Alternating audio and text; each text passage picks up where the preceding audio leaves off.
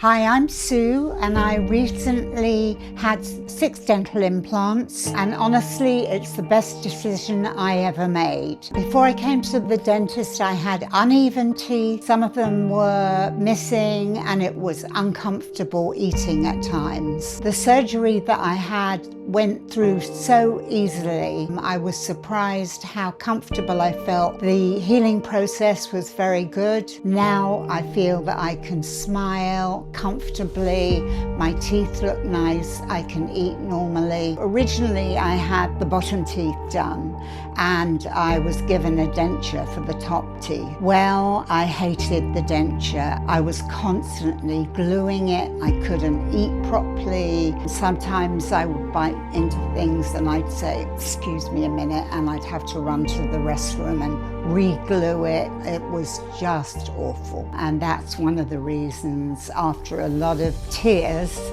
that my husband and I made the decision to come back and get the uppers done. I can honestly say it was the best decision I ever made.